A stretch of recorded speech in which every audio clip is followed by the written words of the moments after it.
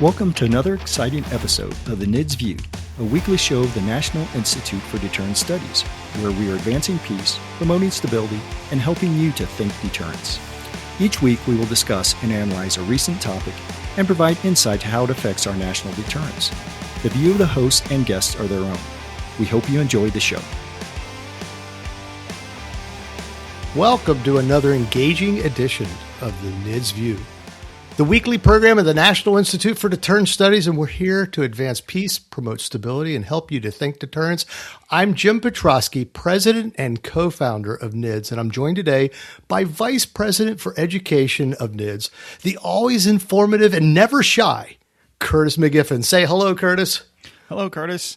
I'm also a co-founder. I want to throw that out there, too. Oh, that's true. You are one of our co-founders. My apology. That's really important. Yeah, for those of you new to our program, each week we take a look into relevant topics and connect them to the important topic of deterrence. And today, we are joined by NIDS Senior Fellow Chris Stone, and he's with us on the telephone. So if you're on our video, you won't see his very nice face and his super background. Look really academic on your background, by the way. And he's our space warfare and missile expert, and he's going to talk about the importance of Greenland and missile defenses. So glad to have you here with us today. Say hello there, Chris. Hello, everybody. There you go. It's good to have you, Chris. Yeah, thanks. Great having you here. I tell you, you've done a lot for us. So, well, before I begin, I just want to point out that today is President's Day. And although this will be aired later, I just want to let everyone on this podcast to know that I'm the president of NIDS, and I received no gifts, no balloons. I have no dancing llamas in the background, nothing. I got completely forgotten. And so just thought I'd pass that on to all of you to know that I noticed. Okay. Well, we'll try to remember you on, what is it? Groundhog Day. Administrative Associates Day or something like that. Okay. Normally it's Groundhog Day is my day. So, okay. Well, today, okay. So, so as we turn our attention to today's topic, let's do that. And it's missile defense in Greenland. And it's worth noting that this strategically vital region hasn't received much public discussion lately. And even though its importance to U.S. and allied deterrence remains critical as ever. So let's explore Greenland and why it still matters. Are you saying that tongue in cheek, Jim? Because yes. I think more Americans know where Greenland is than ever before. Yeah. Surprise, surprise, surprise. So, as always, we'll frame the conversation with the advancing peace, promoting stability, and helping everyone think deterrence. And with that, I'm going to turn it over to Chris Stone, sort of to open us up and talking about why in the world is Greenland even important for us to talk about, even though Curtis thinks we're talking about it too much. I don't know. Go ahead. Yeah, so a lot of people, as was indicated, that obviously people have been seeing a lot of Greenland in the news, a lot of it related to the United States and trying to engage with the potential of owning it or procuring it or having advanced basing rights and things of that sort. Obviously, there's a lot of other things related to it from a strategic standpoint than just missile defense, but from the missile defense standpoint, it's been a key piece of our Northern Arctic early warning network, and ever since we started putting phased array radars up instead of the old dew line. And if you're familiar with the dew line, it was a old-fashioned radar net that kind of crossed the northern part of Canada prior to us putting out these big phased array radar units. And we stuck one up in Greenland, and at what used to be called Thule Air Base, now it's called Patuxent Space Base, as the Space Force has taken control of that and all the other missile warning radar sites in the Northern Hemisphere. And so because of that, it gives us a really good early warning of missile launches from Russia and even China potentially. And so as a result of that, it's very important that not only do we keep that asset operating and functioning well, and it really needs some updates. It hasn't really been modernized and updates as a base in anything in quite a while. And so that's one of the concerns. The other concern is as the Russians increase their Arctic basing with both bombers and with missile systems and even submarine launch missiles in the Arctic waterways, it's very important that we expand our early warning network And so that's why having additional basing rights that we haven't explored or used since the 1950s and 60s is why there's a big push for Greenland. Also, with Golden Dome for America, the missile defense shield is going to include space-based missile warning as well as space-based interceptors. We're going to have an even more layered approach that is required to maintain vigilance for not only the traditional ICBM, the intercontinental ballistic missiles, and the submarine-launched ballistic missiles, but also space-to-ground weapons, fractional orbital bombardment systems, and other threats like low-flying hypersonics. And so having that access is very important. And if anybody would look at a polar view, a polar map of the Arctic region, you will see that because Greenland is attached to the northern hemisphere, geographically speaking, it's almost centered right, almost perfectly in the middle of the Arctic Circle area, and gives us a great early warning spot for detecting threats of various types. And so expanding our access to and sensors on that island, as well as using it as potentially an interceptor site, is something that's very important. Yeah, Chris, thanks for that overview. You gave us a lot there. I want to back it up just a little bit. Let's talk about it for our general audience. Maybe hit on some of the biggest, what you would say, are misconceptions toward Greenland and why it's important now, because you mentioned we've been there for a long time in terms of having a footprint in missile defense and observation. So why is it a big deal now? I mean, what's changed? Well, I think the main thing from what I understand the administration's position from reading their executive orders and their speeches is that while NATO ally Denmark owns the property as part of their colonial kingdom, and we've had status of forces agreements for Patufic Space Base for a while, they have offered to sell it to us for quite some time, and we didn't see the need for it. And now that the Arctic is becoming even more of a critical theater, if you will, of operations for not only the northern hemisphere and the homeland, because of the opening up with the thinning of the ice and the increased accessibility of ships and other submarines and things up in the Arctic Circle, it's now become even more of a threat from a basing of weapons and not just an overflight region. And so as a result of that, if you own the land or you have, the ability to preserve that island in the middle of the Arctic Sea, it's a lot easier to do that than it is to continue to work agreements with other countries, even if they're close allies. And so because of the offer has been standing since the 1800s and it's been on again, off again since then, the approach now is, instead of worrying about the Chinese and the Russians potentially taking Greenland for its minerals and other resources that it has, including potential basing rights, you also have the sea land, the GI-UK, the Greenland, Iceland, UK Arctic flow region where a lot of ships come in and out of from the Russian Northern Fleet. That would cut off our ability to have early warning of those ships and ballistic missile submarines coming out if the Russians were to seize the island or parts of the island. So their concern is that the Denmark doesn't have enough security on the island, and whereas the climate itself was sort of a defensive barrier for decades, now that it's been warming and opening up those waterways, that it's now even more of a threat to not only our own forces but the Allied protection of the homeland in continental Europe.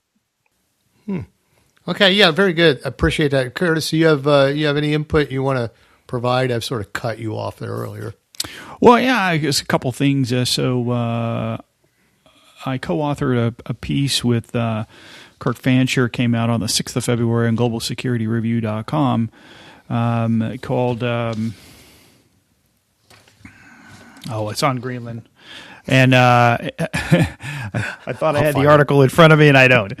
And it basically says there is a way for Greenland to to do what it needs to do to avoid American takeover. But the reality is And there's Article 3 requirements of NATO that are questionable with regard to Denmark as to whether or not they can actually secure the landmass that's required under Article 3 with the forces they have. Remember, Greenland is about 7 times the size of the state of California, but Denmark is only the population of about Louisiana. And on the island itself, we're talking a population of less than 60,000 on an island. It's the largest island on the planet Earth. And so this is tremendously is of tremendous consequence. The island exists in the Western Hemisphere, which of course is a favorable argument for America's revitalized Monroe Doctrine under the 2025 National Security Strategy.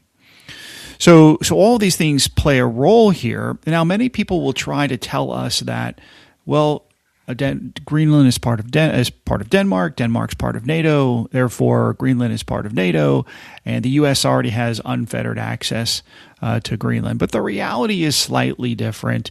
The 2004 update agreement to the 1951 original agreement has some language that kind of limits the amount of effort that the U.S. can do to what was referred to back then as Thule Air Force Base, now Pacific base with the renaming.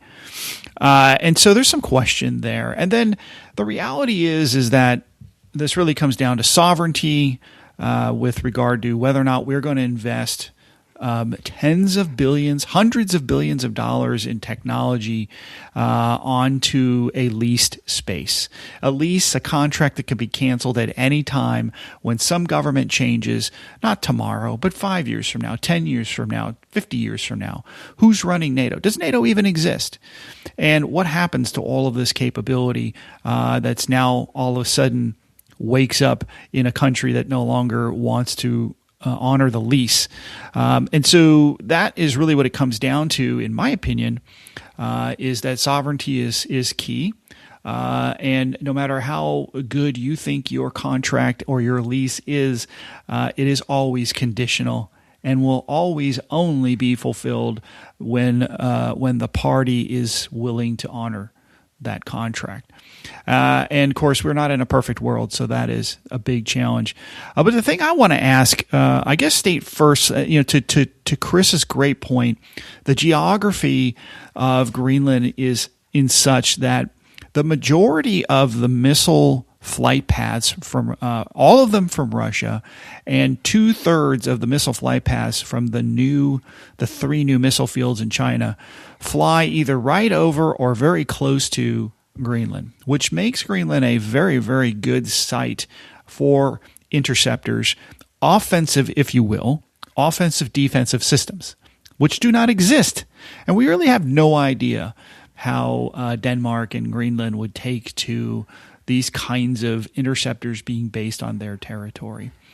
And so that is a challenge. Whereas if portions of Greenland are sovereignly owned by the United States, then there's no question about whether or not those interceptors can be based there.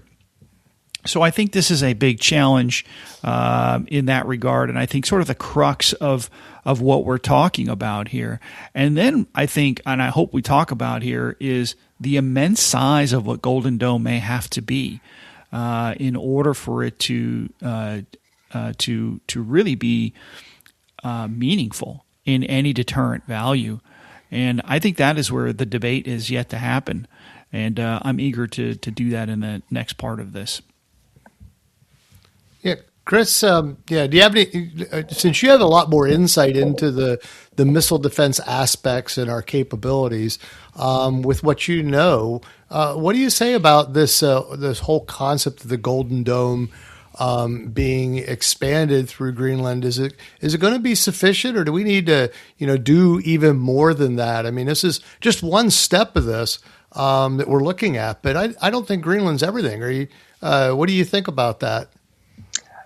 I think Greenland is not everything, but it's a very key, very important piece. And if you don't have Greenland secured in some form or fashion as permanent as you can have it from both a sensing standpoint and a potential interceptor standpoint, because again, a lot of people are very into, as I am, the space-based interceptor piece, which is going to be huge and key. But a lot of the programs that were instituted as part of the program in the first executive order last January is a lot of previous programs, such as the Space Development Agency's proliferated defense architecture, which is the low-flying, low-orbiting missile warning and tracking system that complements the high orbit or geosynchronous orbit-based SBIRS or SBIRS follow-on as it's coming on. And so as a result, you're getting multi-layered space sensors with the dual phenomenology, as it's called, of ground-based phased array sensors, as well as some other things that are being looked at being placed in other locations. And so that is key. Also, a lot of our current systems like the Standard Missile 3, Standard Missile 6, Aegis Ashore, THAAD, things of that sort, all those missile defense systems for terminal phase, which is when the missiles is about to hit the target. The ground-based interceptors in California and Alaska, which are for the mid-course, meaning when it's flying at its high point of its ballistic trajectory, all those are going to be included in this system in a organized fashion of some kind, and that's all being worked by General Gutlein, who's the program bigwig for this system, and he's a Space Force general. So you got to have every one of those things, because even if one misses, if the space-based interceptor misses, you got to have your ground-based, and there's not very many of those right now, because that was designed for more of an Iranian, North Korean type of threat, where you have onesie twosies, not a full, missile barrage, or perhaps even a mixture of missiles and fractional orbital bombardment systems coming in from the back end to take out the ground-based sensors. So it is a complicated situation, but it's one that even General Gutlein and folks like me agree is that the technology does exist thanks to the research and development done since SDI, the Strategic Defense Initiative of the Reagan years, and in all the other lessons we learned in the 90s and early 2000s with our current ballistic missile systems and space weapons technology, even though we haven't deployed much yet. So personally, it is important. You can't really cover the entirety of the Arctic Circle without it. And I personally think that if you want to have solid mid-course interceptors, you're going to have many of them based as many places as possible to have redundancy as well as good geometry. Yeah. If I could ask a follow-on, sure. I'm sorry. Chris, I know you're familiar with the May 2025 DIA Golden Dome threat graphic that came out. Mm-hmm. And on that graphic, it annotates that by 2035, China will have 700 ICBMs, Russia will have 400 ICBMs, plus 50 for North Korea. And when you add the submarines, we're looking at China having at least 132 and Russia having somewhere about 192 submarines. And if we're thinking about, some sort of 4-to-1 ratio, and we want a 100% capacity to do that, we're talking 5,700 ICBM interceptors. That's a lot of missiles. A lot of, I'm sure they're not all GBIs. They could be THAADs. They could be Patriots intercepting at different layers of the Golden Dome system.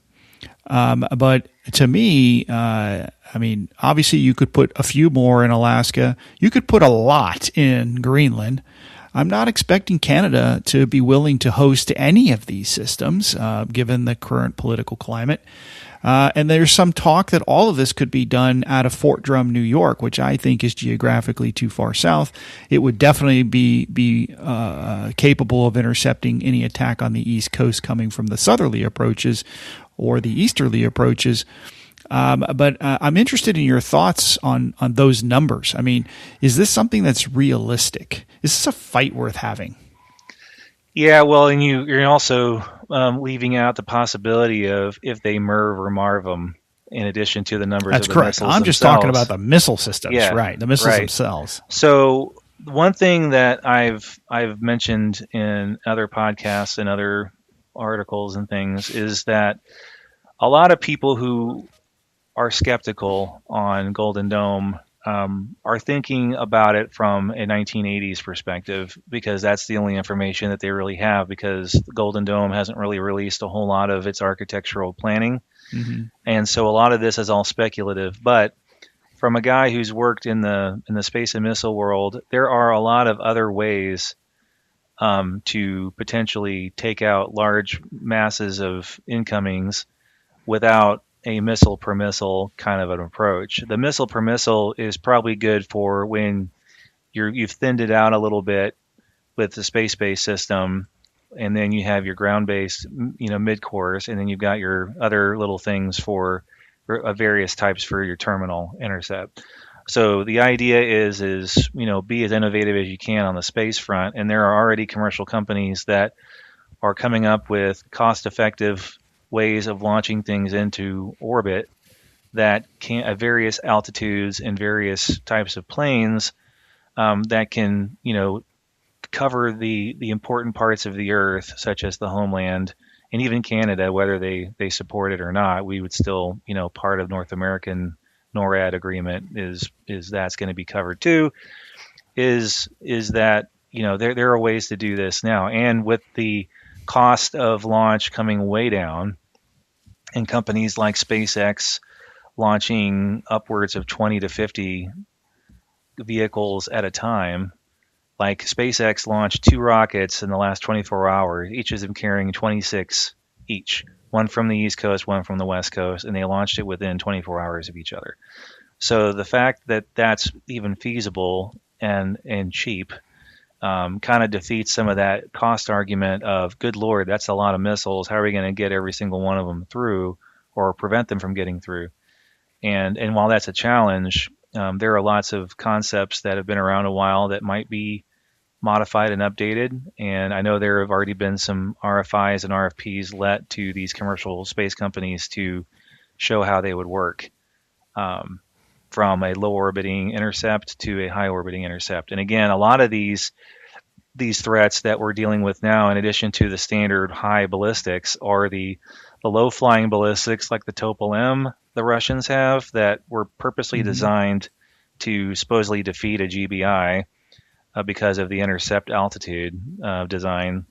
And then also the low flying hypersonics, which are meant to come in, especially if they're used from a FOB, they could come in from the south, enter through a gap in our radar coverage, and also because the radar coverages are looking upward, not straight and downward, that there, a lot of that warning wouldn't happen on those low flyers until you're about 5 minutes out, and flying at hypersonic speeds, that's a matter of minutes to seconds.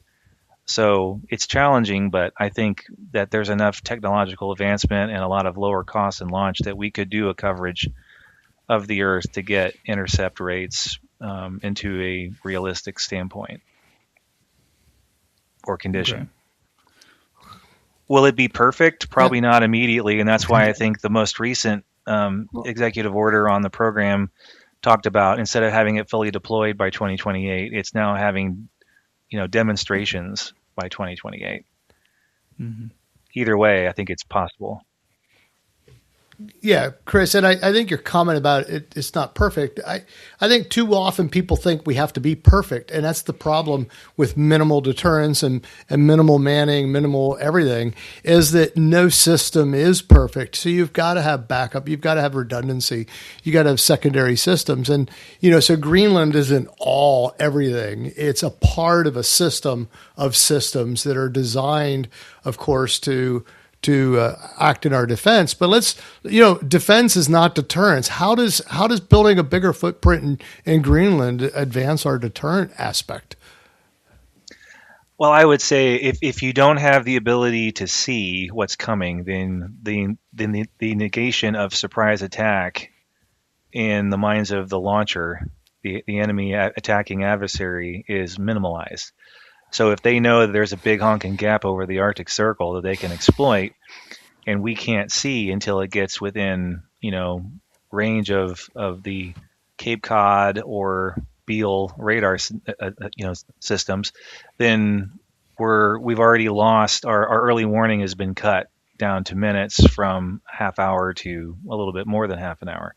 And that hurts the president's ability to posture and do his deterrent role, whether it's active deterrence or response. And so while people say, Greenland is not the be all end all, there's other things that have to work with it. That's true. But without Greenland, then you're basically negating, you're basically ceding the principle of war of surprise back to the adversary, which is the whole purpose of why we created these early warning networks in these satellite systems in the first place. And that's key to deterrence, is getting into the mind of the adversary that, A, we know what you're doing. We're watching your missile fields. We're watching your bomber bases. We're watching your satellites in orbit that are potentially weapon systems. And having the ability to proactively or reactively respond to those threats is something that we either have very little of or none at all. And so if you don't show a commitment to that, then that perceives weakness, and that encourages aggressive behavior. And so that harms the three pinnacles of a deterrent, which is credible capability, credible communication, and political will. And if you don't have the political will to fight for a region like Greenland, that has been a huge requirement for sensing as well as potential basing of these homeland defense requirements that are necessary, because of the threat that I heard from Curtis eloquently speaking of earlier. Without it, then you're in deep kimchi, as they would say. Well, let me add to this, because I think your points are spot on. The essence, as they say in the business, I guess, is that the essence of deterrence is ensuring what is referred to as strategic stability, which is really defined as is not allowing your adversary to have the potential for a first strike success. And this is where these sensors are key, right? Is removing that ability to sneak attack and defeat us before we ever have a chance to retaliate. That is very destabilizing. So these sensors are incredibly stabilizing, incredibly necessary, and that requires the right geography. And in this case, Greenland is probably the right place. And I take your point that there are, with the multi-layered system, it may start in space, and maybe you can address a question with regard to how does that impact with the Outer Space Treaty and the weaponization of space, and how does that play? But before you do that, I wanted to sort of add to the idea also is that as we develop this technology, our adversaries will find a way to do it too. That's right.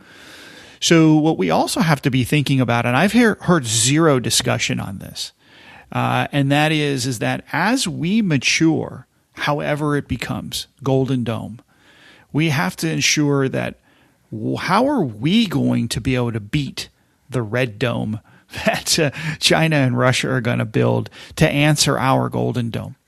Maybe we'll call it a Crimson Dome. It sounds scarier. And so my point here is that we have to have our offense needs to be thinking about, well, how do we not let their Crimson Dome beat our ability to hold them at risk, and negate our second strike retaliation, which is the second half of the essence of deterrence in that sense, right? Preventing a first strike and ensuring a second strike. That's deterrence. Mm-hmm. And so we need to be thinking about on those two things. So I guess that's a two-pronged question: our offense, and how does the Outer Space Treaty play in all of this? Sure. So on the defense side, I will just mention one other bit of context, and that is there are still people who abide by the old Cold War 1.0 viewpoint of I think it was Thomas Schelling that believed that defenses were destabilizing, and that's a load. And most third and fourth wave deterrence theorists that were my professors and people that I already agreed with before say that's stupid, because the Russians, the Soviets, already had similar anti-ballistic missile stuff going on, and as a result, our STI was really more of a strategic defense response in response to their ABM efforts that were violating the ABM treaty. excuse me. So as the ABM treaty is now gone and New START is now gone, that's important to know that a defense is constitutionally really our responsibility, and deterrence is key to that. Now, with the Outer Space Treaty, it doesn't really impact anything from a standpoint of a space-based interceptor layer or space-based senses, because if you look at the historical record before that, the Soviets were the first to launch the first artificial satellite, thanks in part to a lot of bureaucratic infighting in the United States that led to us being second. But the other thing is that it helped in a way, is it helps, created a norm, so-called, freedom of overflight. And so now that is being challenged by the Chinese and the Russians, which they were challenging it decades ago, but now they're kind of taking more of a hard approach where anything that overflies their territory, whether it's in space or not, they view as an infringement. And the Chinese view, spy satellites that are also used to prevent surprise as battlefield preparation and not just some sort of surprise depressant, if you will. And so that's something that will be an issue. So people who rely on norms or rely on old viewpoints that are not held by the adversary is something that needs to be ignored and not taken seriously. The Outer Space Treaty, So the Outer Space Treaty doesn't prohibit the basing of interceptors as long as they're not nuclear, chemical, or biological. It also doesn't prevent the basing of space weapons of various kinds. So if we want to intercept an anti-satellite weapon or an orbital bombardment system or something like that, which China is building and the Russians are supposedly going back to their old designs that they had actually deployed in the late Cold War period, then we reserve the right under the Constitution and even the UN Charter under self-defense clauses to do what we need to do to defend against that. And so deploying massive amounts of satellites for sensing, targeting, tracking, warning, and intercept is not a violation of the treaty. In fact, many people would believe that it's part of the loophole that was left purposefully in the treaty. Now, if the adversary goes like the Russians are looking at nuclear anti-satellite weapons and potentially EMP from orbit, as I've written about in the past, then obviously that would negate some of those other restrictions too.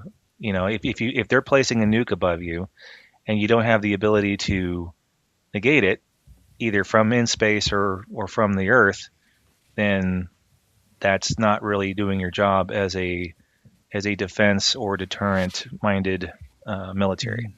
No, very good. That sort of fills in the little gap between space and the ground. I appreciate that. And we're almost out of time, but I've been really itching to look a little bit forward here. So let's land this for our audience and for our listeners who try to think deterrence in their daily work. And I'll turn it over to Curtis first and give Chris the last word here. What should they watch for in terms of posture reviews, budgets, news from the Arctic, et cetera, that might signal at least a changing role, maybe an expanded role, forward progress? As my tongue-in-cheek joke at the beginning saying that nothing's happening from Greenland. What should we be looking for in the news? What might be happening in the future to give us an idea how this is being pulled together? Curtis, I'll start with you and let Chris end that on that question. Well, thanks, Jim. Great question. I think we should be looking at the strategic / political aspects of this.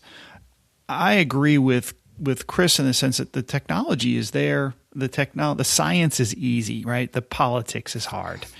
And so Amen. I think what we see is that physics is physics, right? Once you figure it out, the formulas, it's repeatable and it's always going to work, so to speak, as long as the variables don't change. But the point is that but politics, it's all variables. And so when we think about geopolitics and so forth, what I'm looking at here is the U.S. and Denmark able to come to some amicable solution on Greenland that enables not only greater U.S. control is not the word I want to use, but greater influence on the portions of that island that we need. Not to be just for more sensors, that's important, but to actually be able to weaponize it. by putting interceptors on there, even nuclear-armed interceptors. That will be key because, some of these NATO countries don't want nukes in their specific geographical borders and shorelines, so to speak. And so that will be, I think, a key factor. Another one will be is how does Canada react to all of this? If there's a warming of relations again, and Canada says, you're welcome not to, you can do it in the Northern Territories, and we're okay with that. That maybe there are alternative sites, but the reality is that we've got to have these weapon systems under the flight paths, if you will, in order for them to be most effective, at least in the polar region. The next thing I would say is that we have to really be looking at, are we taking seriously the hypersonic threat, both glide vehicles and these other forms like the low orbiting systems, the FOB systems. These are all threats that are designed to hold us at risk. They were never in the spirit of New START or any of these other things. These aren't weapon systems of altruistic countries that have our best interest in mind or peace and stability's best interest in mind. So as you develop those, what I would call destabilizing capabilities or destabilizing attributes to capabilities, then what Americans should be looking at is how are we reacting now that we are unconstrained by those treaties? And so are we going to continue to admire and downplay the threat? Or are we actually going to address it, both in what we fund and in what becomes politically supportive on both sides of the aisle on Capitol Hill? And that's, I think, what will really come down to it. When we were in the Cold War, it didn't matter if you were Republican or Democrat. Both agreed that the Soviet Red Menace was a threat that needed to be dealt with. They argued on the periphery about minimalism and maximism, con shelling debates and all of these things. But no one lost focus on the fact that there was a real threat and that the nation needed to work to counter that threat if it was going to survive. In today's world, the question will be to the Americans and her allies is, are we taking this threat seriously? Because if we're not, the rest is academic. All right, Curtis. Thank you. All right, Chris, go ahead. Sure. So I would say to some of that, yes, the political part is always the most fun and enjoyable. And with the NATO Secretary General supposedly leading the way on a starter framework to help alleviate the concerns from the United States side and maybe even some of the other NATO partners, we'll see how that goes. But I do think that that's obviously, something that's important. And I think it's important for folks, if they haven't brushed up on their Mackinder and their Spikeman understanding of geostrategic importance and things, then I found that rereading those texts have been really helpful and informative to me in understanding the why and the importance of not only, the access to Eurasian landmass from Greenland as also as a backup in case of loss of some European allies and things, but also from a defense of the homeland, which many people seem to argue in the press is a new thing, and it's not. Homeland defense has always been the number one defense priority going back at least 20, 30 years. The only difference is that because of the threat changes and expansion into great power multi-polar kind of environment, is that now it's a lot more complicated, and I hate that word because it's overused, but it's more complicated. You got more than one country to deal with at a high-end level, and as a result of that, that's key. On the political side, I'll just add one other equation or bit to add into the equation, and that is both the Danes and the allies in Europe always talk about Greenlandic self-determination, and that Greenland is for the Greenlanders, even though the Danes don't want to relinquish its control over the territory. But we need to also consider that Greenlandic politics is also key, and whoever is the closest to the party in question and what the people think in Greenland will also add or subtract to the political equation. There is a growing independence movement in Greenland. One of their parties came close to winning quite a few seats in their elections. And while the current government doesn't really support independence from Denmark, and they've said so publicly, that doesn't mean that that's not still percolating in the undercurrents of the political world. So how that hammers out in the next few years between now and as we're developing Golden Dome, and what that means for the negotiations between NATO countries and the United States and Canada and everybody, remains to be seen. But that's something that also has to be watched as a key indicator of what happens with Greenland as part of Golden Dome. All right. Well, thanks, Chris. I appreciate that. This has been an awesome podcast. But we do need to conclude this section. We've reached our 40-minute line. By the way, for those that wanted to know, Curtis's article is called "Can Denmark Defend Greenland from Trump?" Is that what I called it? That's what you called it. Yeah, well, you write so much. Who knows how you come up with these titles. But anyway, it's a great article, and you should read it at our globalsecurityreview.com online journal, and ask for writers as well as many readers we can get. So this concludes our episode of the NIDS View, and I want to give a special thanks to NIDS Senior Fellow Chris Stone for sharing his incredible insights on missile defense, the strategic significance at Greenland, and how these shape U.S. deterrence today and in the future. If today's discussion sparked any questions, or you'd like to explore more of Chris's work or other NIDS analysis, we invite you to visit us at thinkdeterrence.com. So from all of us, have a great, peaceful day, and do not forget to always think deterrence. Thank you for listening to the NIDS View. This show is produced under the NIDS Podcasting Network, a division of the National Institute for Deterrence Studies.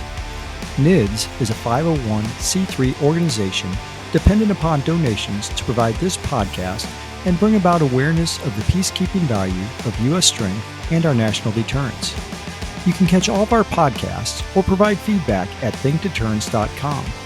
I would like to thank our producer, Kimberly Charrington, our sponsors, and all the fantastic members of the National Institute for Deterrence Studies for making this podcast possible. Stay tuned next week for another exciting and informative The NIDS View. The NIDS Podcasting Network.